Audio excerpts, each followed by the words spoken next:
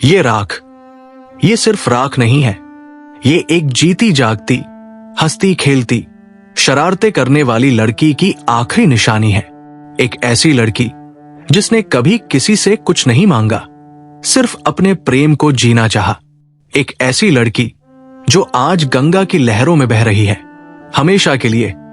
और यहां खड़ा है वो आदमी, वही आदमी जो उसके प्रेम का केंद्र था, वही आदमी जिसके लिए उसने अपनी हर ख्वाहिश को दफना दिया, वही आदमी जो आज उसकी राख को अपने हाथों से गंगा में प्रवाहित कर रहा है। इस कहानी में कोई विलेन नहीं है, कोई बुरा आदमी नहीं है।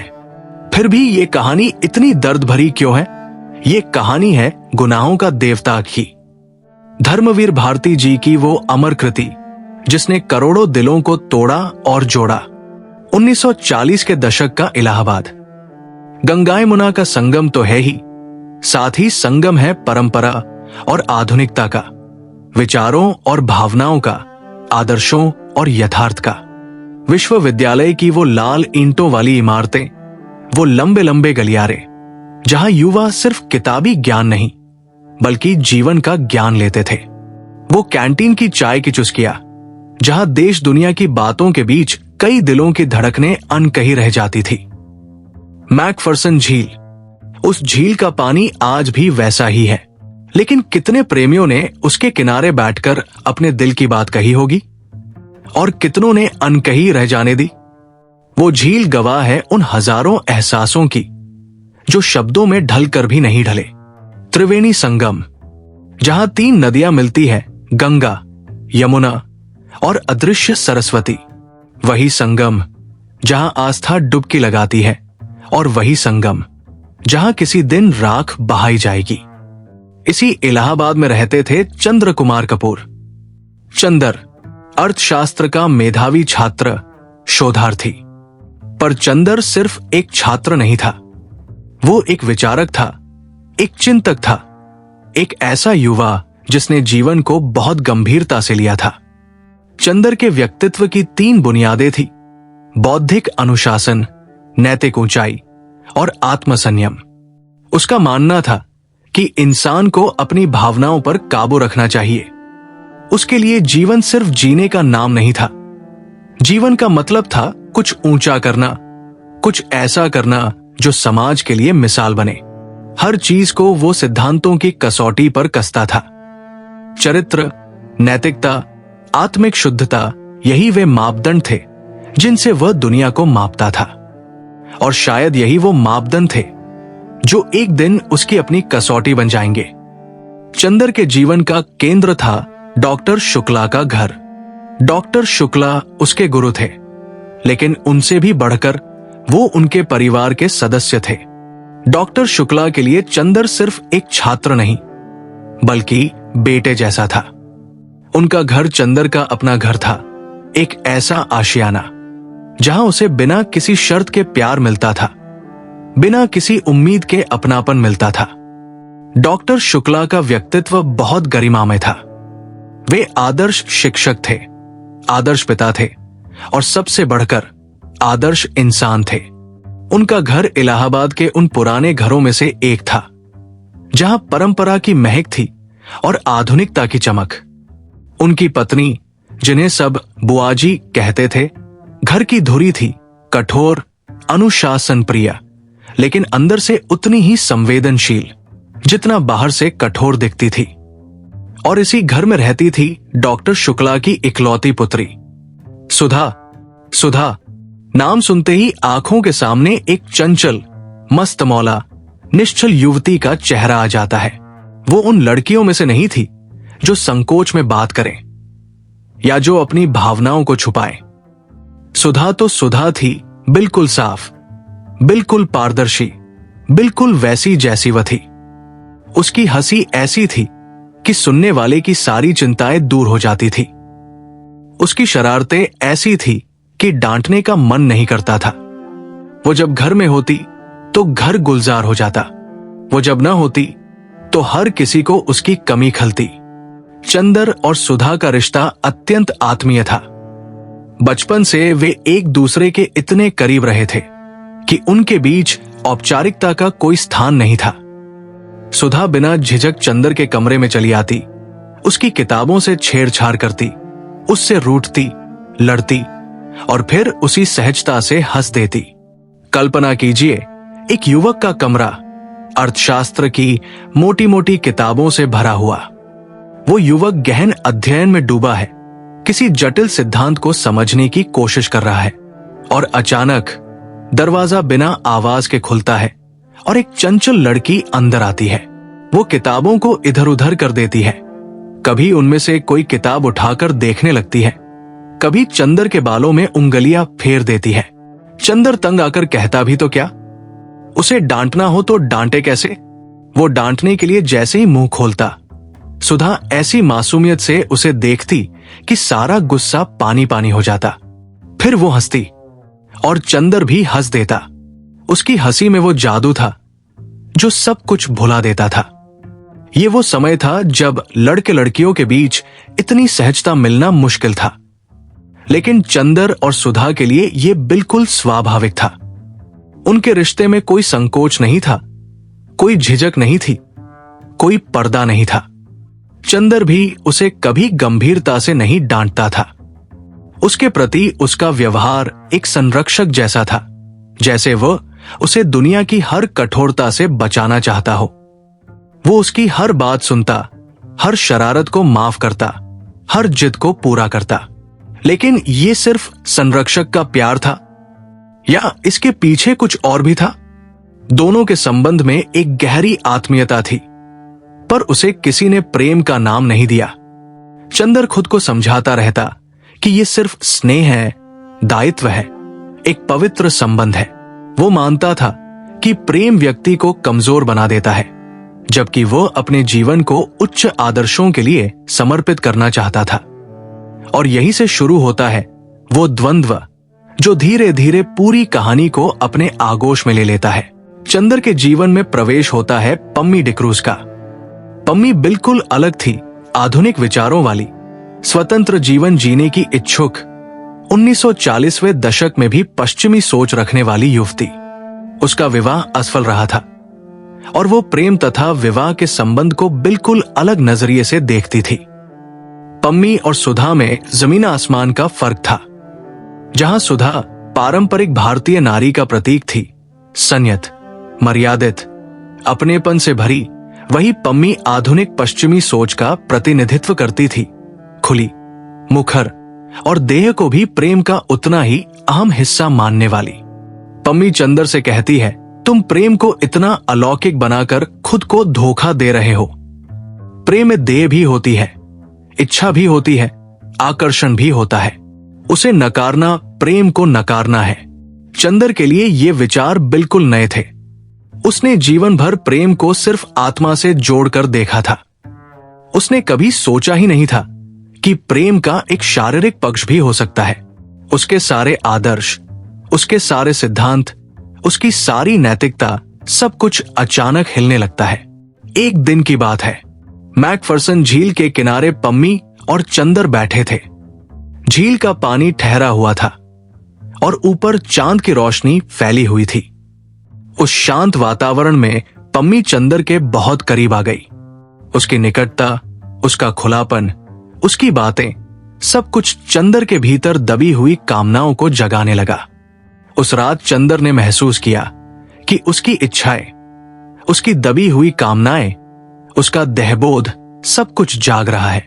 वो क्षण भर के लिए भूल गया कि वो चंदर है, वो आदर्शवादी चंदर, वो सिद्धांतों का पुतला। लेकिन अगले ही क्षण उसे होश आ गया। वो पीछे हट गया, दूर चला गया। लेकिन जो हो गया वो हो गया। उसके भीतर एक हलचल पैदा हो चुकी थी जो अब शांत नहीं हो सकती थी। यहीं से उसके भीतर आदर्श और देह के बीच संघर्ष तीव्र हो उठता है। वो खुद से सवाल करता है, अगर मैं इतना आदर्शवादी हूं तो पम्मी के प्रति ये आकर्षण क्यों? अगर मैं सुधा से इतना प्यार करता हूं तो दूसरी स्त्री के बारे में ये विचार क्यों? धर्मवीर भारती जी ने यहां एक बहुत गहरा मनोवैज्ञानिक सत्य उजागर किया है कि मनुष्य चाहे कितना भी आदर्शवादी क्यों न हो, उसकी देह की अपनी मांगे होती है, उन्हें नकारना या दबाना आगे चलकर और बड़े संघर्षों को जन्म देता है। इसी घर में एक और पात्र थी, बिंती। वो सुधा की सहेली और दूर की संबंधी थी, जो घर में रहकर पढ़ाई करती थी। बिंती का स्वभाव संकोची और सहनशील था। बिंती और सुधा में जमीन आसमान का अंतर था। जहां सुधा चंचल थी, बिंती गंभीर थी। जहां सुधा मुहफट थी, बिंती संकोची थी। जहां सुधा को हर कोई प्यार करता था, बिंती को सिर्फ सहन किया जाता था। बुआजी के तानों और कठोर व्यवहार के बीच वो चुपचाप सब सहती रहती थी। उसका जीवन मानो त्याग और उपेक्षा की कहानी थी। जब उसके विवाह की चर्चा शुरू हुई तो घर में एक सामाजिक उत्साह दिखाई दिया, पर बिंती की आंखों में आशंका और पीड़ा की हल्की रेखाएं उभर आई। बिंती के माध्यम से धर्मवीर भारती जी ने उस समय की सामाजिक विडंबना को बहुत बारीकी से उकेरा है। एक अनाथ लड़की का जीवन कैसे दूसरों की दया पर निर्भर होता है, कैसे उसे हर कदम पर अपनी जगह साबित करनी पड़ती है, कैसे उसकी उपस्थिति को एक बोझ की तरह देखा जाता है। बिंती चंदर को चुपके से देखती थी। उसके मन में भी चंदर के लिए कुछ था, पर वो उसे कभी जाहिर नहीं कर सकती थी। न उसका सामाजिक स्तर उसकी इजाजत देता था, न उसका स्वभाव। वो बस चुपचाप देखती रहती थी चंदर को, सुधा को और उनके बीच उगते बढ़ते उस रिश्ते को, जिसका नाम किसी ने नहीं लिया था, पर जो सबसे ज्यादा सच्चा था।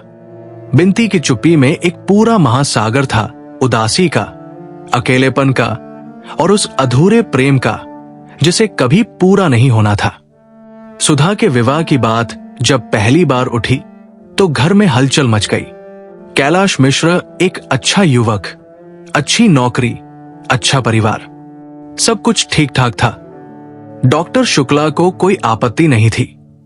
बुआजी को भी ये रिश्ता पसंद था। लेकिन सुधा का मानो दिल टूट गया। वो चंदर के पास दौड़ी आई।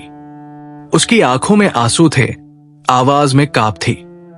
उसने चंदर से कहा, मैं नहीं जानती चंदर, मुझे डर लग रहा है। मैं वहां नहीं जाना चाहती। मैं यही रहना चाहती हूं, तुम्हारे पास, पापा के पास, इस घर में। चंदर ने उसे देखा। उसकी आंखें भीगी हुई थी, पर उसने खुद को संभाला।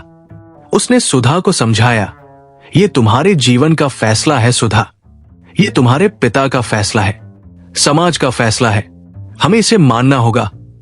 सुधा ने उसकी आंखों में देखा। क्या वाकई चंदर यही चाहता है? क्या वाकई उसे कोई फर्क नहीं पड़ता?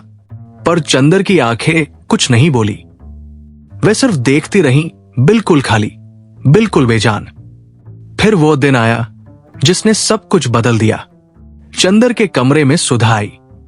उसका चेहरा बिल्कुल बदला हुआ था। वो चंदर के पैरों पर गिर पड़ी। उसने चंदर के पैर पकड़ लिए, उसी चंदर के जिसके साथ वो बचपन से खेली थी, हंसी थी, लड़ी थी। उसने कहा, चंदर, मैं तुमसे प्यार करती हूं। मैं हमेशा से करती थी। तुम नहीं जानते, तुमने कभी महसूस नहीं किया? मैं हर दिन तुम्हारे पास आती थी, तुमसे मिलने के लिए नहीं, बस तुम्हें देखने के लिए। मैं तुम्हारी किताबें बिगाड़ती थी ताकि तुम मुझसे बात करो।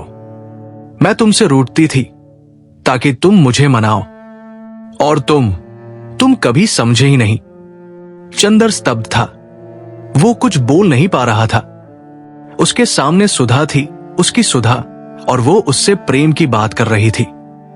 सुधा ने आगे कहा, मुझे मत भेजो चंदर, मैं वहां नहीं जाना चाहती। मैं तुम्हारे साथ रहना चाहती हूं, बस तुम्हारे साथ, चाहे कोई भी कीमत चुकानी पड़े। चंदर के सामने विकल्प था, या तो वो सुधा को रोक ले, अपने प्रेम को स्वीकार कर ले और समाज, परिवार, सिद्धांत सब कुछ दाव पर लगा दे, या फिर वो अपने आदर्शों को बनाए रखे, सुधा को विदा कर दे और अपने प्रेम को हमेशा के लिए दफना दे। उसने दूसरा रास्ता चुना।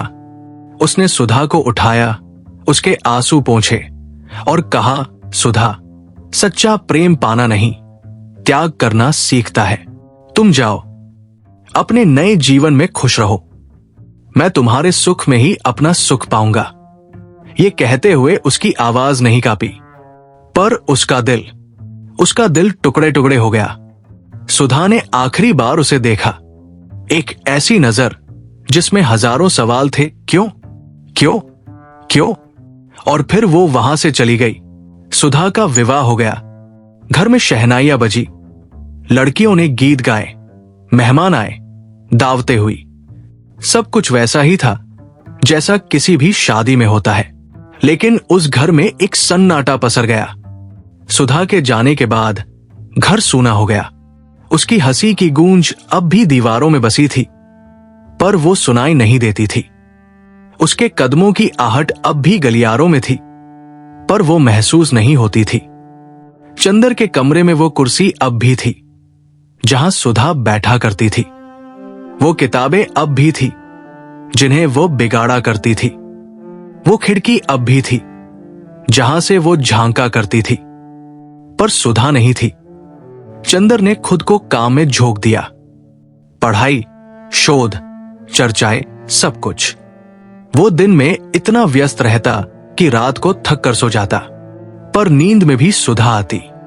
वो उसे देखता, सुधा हंस रही है, सुधा शरारत कर रही है, सुधा उससे बात कर रही है। और फिर नींद टूटती और वो खालीपन फिर से घेर लेता। उधर सुधा के पत्र आने लगे। पहले पत्रों में वो लिखती, सब ठीक है, कैलाश अच्छे हैं, नया घर अच्छा है। पर धीरे धीरे पत्रों में एक उदासी छाने लगी। वो लिखती, चंदर, मुझे याद है वे दिन जब मैं तुम्हारे कमरे में आकर किताबें बिगाड़ दिया करती थी। तुम कितना परेशान होते थे, पर कभी डांटते नहीं थे। काश वे दिन लौट आए। एक पत्र में उसने लिखा, यहां सब कुछ है लेकिन कुछ कमी है। कैलाश अच्छे हैं, पर वो मुझे समझ नहीं पाते। वो मेरी बातें सुनते हैं, पर सुनते हुए भी नहीं सुनते, तुम्हारी तरह नहीं। चंदर इन पत्रों को पढ़ता और उसका दिल टूट जाता। उसे एहसास होता कि सुधा खुश नहीं है। उसने त्याग किया, बलिदान दिया, लेकिन सुधा को सुख नहीं मिला। तो फिर इस त्याग का क्या मतलब? पम्मी इस बीच चंदर के और करीब आ गई। वो उसे समझाती देखा, तुमने सुधा को देवी बना दिया और वह देवी बनकर रह गई। तुमने उसे इंसान की तरह जीने नहीं दिया। अब वो दूसरे के घर में जी रही है, पर जी नहीं रही। चंदर पम्मी की बातों से सहमत होने लगा। उसके आदर्श, उसके सिद्धांत, उसकी नैतिकता, सब कुछ अब उसे खोखला लगने लगा। उसने जिस चीज को जीवन भर पकड़ कर रखा, वही चीज अब उसका गला घोंट रही थी। सुधा इलाहाबाद लौटी। कुछ दिनों के लिए वो पहले जैसी नहीं थी। उसके चेहरे पर वो चमक नहीं थी, आंखों में वो चमक नहीं थी। वो बहुत बदल गई थी, पर उसके व्यवहार में वही अपनापन था। वो चंदर के लिए कपड़े सिलने लगी, बनियान, रुमाल, कुर्ते। वो हर छोटी चीज में अपना प्यार बुन रही थी, जैसे वो चंदर के लिए कुछ छोड़कर जाना चाहती हो, कुछ ऐसा जो हमेशा उसके पास रहे। एक दिन वो सिलाई मशीन पर बैठी थी। अचानक उसने दर्द से कराहते हुए मशीन रोक दी। वो बेहोश सी होकर लेट गई। चंदर दौड़ा आया। उसने देखा सुधा का चेहरा बिल्कुल सफेद पड़ गया था। वो घबरा गया। उसने डॉक्टर को बुलाना चाहा, पर सुधा ने मना कर दिया। उसने कहा, कुछ नहीं है चंदर, बस थकान है। लेकिन वो सिर्फ थकान नहीं थी, उसके भीतर एक गहरी, असाध्य पीड़ा पल रही थी। एक ऐसा रोग जिसे वो जिंदगी भर का अभिशाप कहती थी। पर किसी को कुछ नहीं बताया। विदाई का दिन आया। स्टेशन पर भीड़ थी। डॉक्टर शुक्ला, बुआजी, बिनती, चंदर सब खड़े थे। सुधा ने सबसे विदा ली। फिर वो चंदर के पास आई। उसने चंदर के पैर छुए। उसकी आंखों में आंसू थे।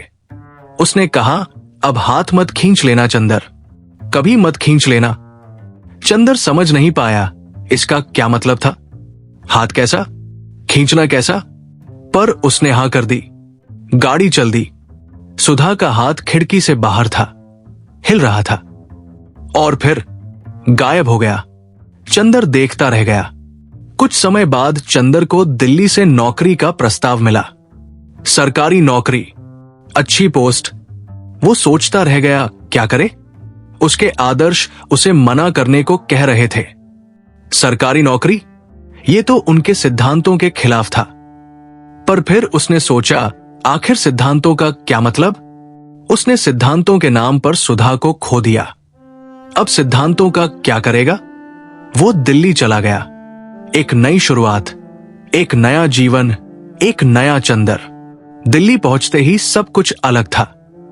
सरकारी गाड़ी, सरकारी बंगला, तिरंगा झंडा, सत्ता का वैभव, सब कुछ नया था। कुछ दिनों तक वो इस नए जीवन में खोया रहा। फिर एक दिन बिनती का पत्र आया। पत्र में लिखा था, चंदर जल्दी आओ, सुधा बहुत बीमार है। चंदर ने अगली ही गाड़ी पकड़ी।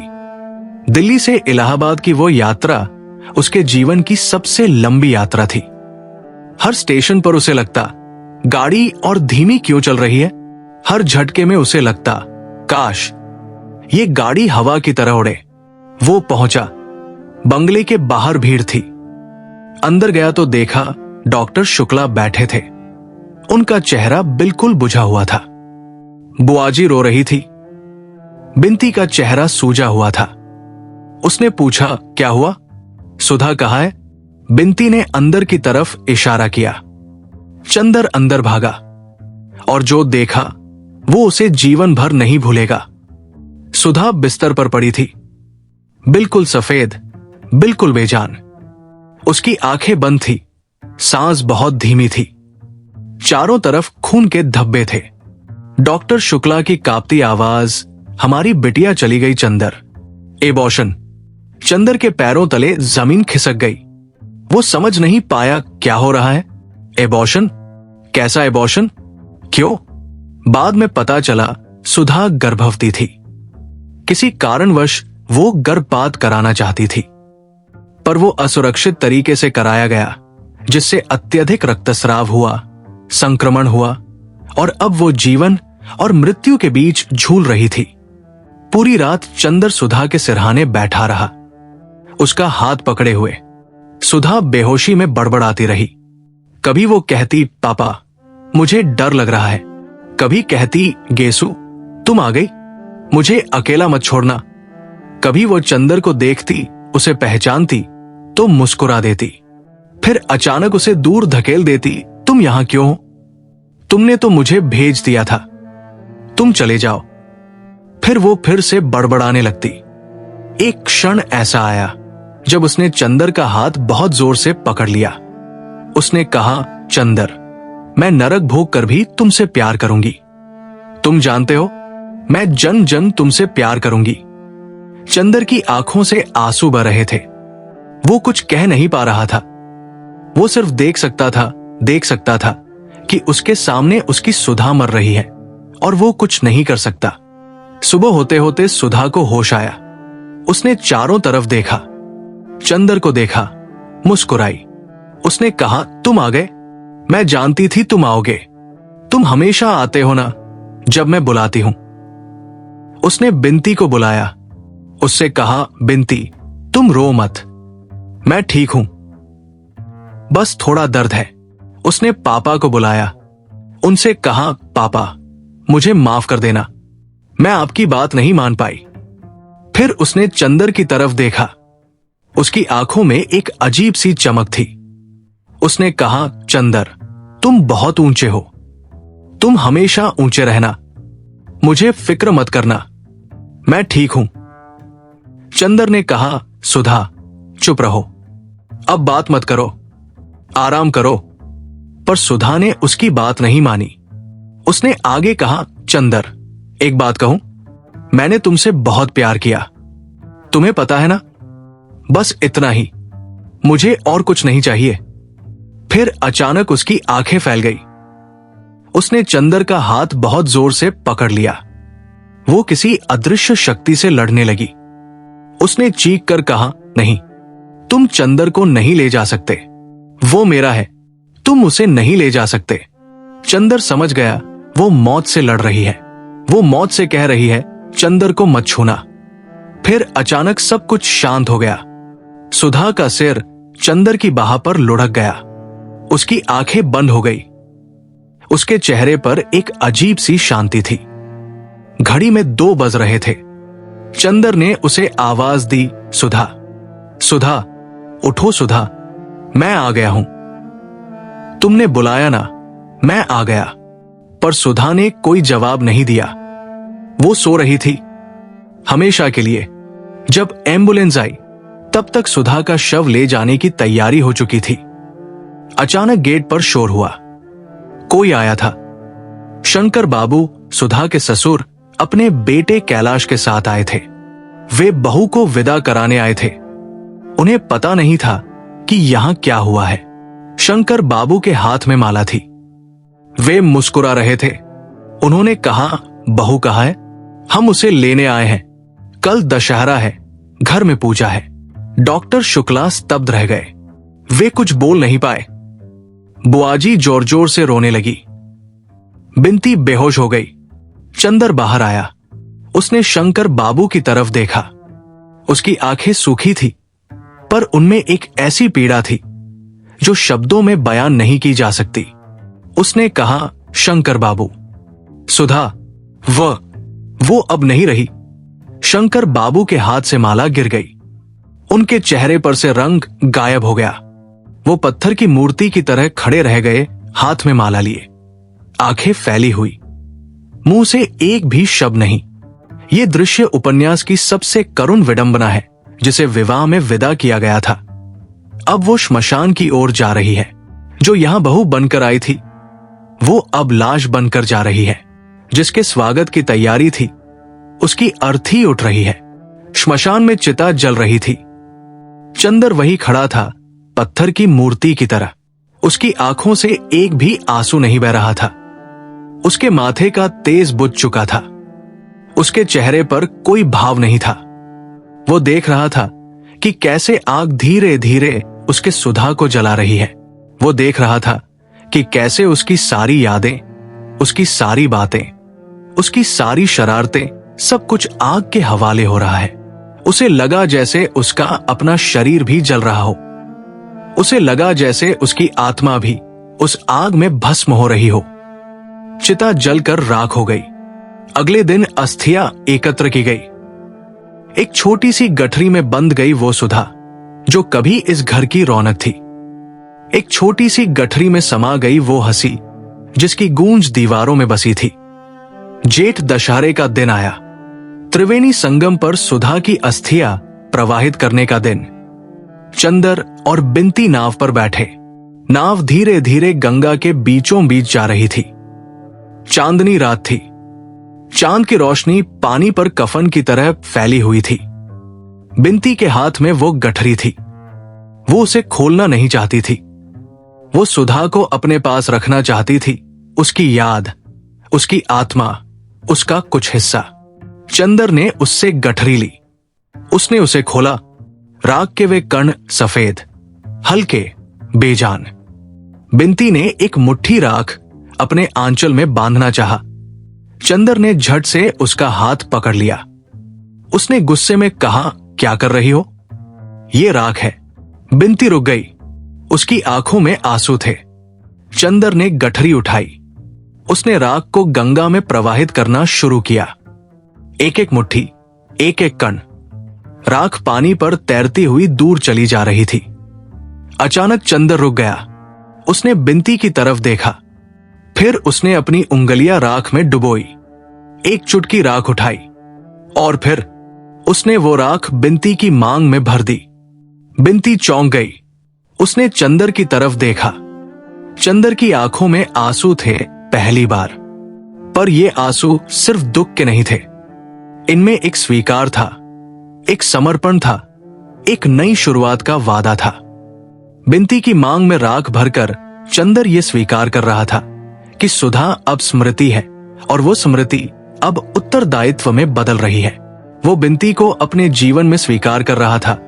उस बिंती को जो सालों से चुपचाप उसे देख रही थी, जो सालों से उसके लिए अपने मन में जगह बनाए बैठी थी। राख की लहरें टूटकर बिखर गई। गंगा फिर वैसे ही बहने लगी जैसे कुछ हुआ ही न हो। पर उस गंगा के किनारे दो लोग खड़े थे जिनके जीवन में सब कुछ बदल चुका था। गुनाहों का देवता, ये शीर्षक बहुत गहरा है। कौन है ये देवता जो गुनाहों का है? क्या चंद्र वो देवता है, या सुधा, या प्रेम स्वयं? चंद्र ने प्रेम को देवता बना दिया। उसने उसे इतना ऊंचा, इतना पवित्र, इतना आदर्श बना दिया कि वो उसे जी ही नहीं सका। उसने प्रेम की मानवीय परिभाषा को नकार दिया, उसकी देह, उसकी इच्छा, उसकी कमजोरी को नकार दिया। और यही उसका सबसे बड़ा गुनाह था। चंद्र का सबसे बड़ा गुनाह यह था कि उसने प्रेम को पहचाना नहीं, उसने उसे स्वीकार नहीं किया, उसने उसे जीने की आजादी नहीं दी। उसने सुधा को खो दिया क्योंकि वो उसे पाने का साहस नहीं कर सका। उसने उसे देवी बना दिया ताकि वो उसे इंसान की तरह न चाह सके। उसने त्याग को आदर्श बना लिया ताकि उसे अपनी कमजोरी का सामना न करना पड़े। उसके सारे आदर्श, सारे सिद्धांत, सारी नैतिकता वे सिर्फ एक ढाल थे जिसके पीछे छिपकर वो अपने डर से बच रहा था। डर स्वीकार करने का, डर असफल होने का, डर समाज का, डर अपने ही आदर्शों को तोड़ने का। सुधा इस उपन्यास की असली नायिका है। वो चंद्र से असीम प्रेम करती है, फिर भी उसे कभी अपने प्रेम का बोझ नहीं बनाती। वो चंद्र के फैसले को स्वीकार करती है, उसके आदर्शों का सम्मान करती है, उसके त्याग को सलाम करती है। वो दूसरे से विवाह कर लेती है पर अपने प्रेम को कभी मरने नहीं देती। मृत्यु के समय भी वो चंद्र को ऊंचा बनने की सीख देती है। वो उससे कहती है, तुम रोना मत, तुम तो बहुत ऊंचे हो। वो अपनी पीड़ा को छुपाकर दूसरों को सुख देना चाहती है। सुधा सच्चे अर्थों में देवता है, गुनाहों की देवता, क्योंकि वह चंद्र के सारे गुनाहों को माफ कर देती है। वो उसकी हर कमजोरी को, हर भूल को, हर निर्णय को प्रेम से स्वीकार कर लेती है। गुनाहों का देवता सिर्फ एक प्रेम कहानी नहीं है, ये एक दार्शनिक ग्रंथ है, एक मनोवैज्ञानिक अध्ययन है, एक समाज शास्त्रीय विश्लेषण है। ये उपन्यास हमसे पूछता है, प्रेम क्या है, त्याग क्या है, आदर्श क्या है, और इन आदर्शों के नाम पर हम अपने जीवन के सबसे कीमती रिश्तों को क्यों खो देते हैं। गुनाहों का देवता हमें यही सीख देता है कि प्रेम को देवता मत बनाओ, उसे जियो, कि त्याग हमेशा सही नहीं होता, कि कभी कभी पाना ही सच्चा त्याग होता है। चंद्र और सुधा अब सिर्फ पात्र नहीं, वे हमारे अपने हो गए हैं। उनकी पीड़ा हमारी पीड़ा बन गई है, उनका प्रेम हमारे प्रेम का आईना बन गया है। धर्मवीर भारती जी को शत शत नमन, जिन्होंने हमें ये अमर कृति दी। राग की लहरें टूटकर बिखर गई, गंगा फिर वैसे ही बहने लगी जैसे कुछ हुआ ही न हो। अगर ये कहानी आपके दिल को छू गई तो कलम के शब्द पर बने रहिए ऐसी ही भावनात्मक कहानियों के लिए। अगर आपको यह वीडियो पसंद आया तो लाइक करें, शेयर करें और सब्सक्राइब करना न भूलें।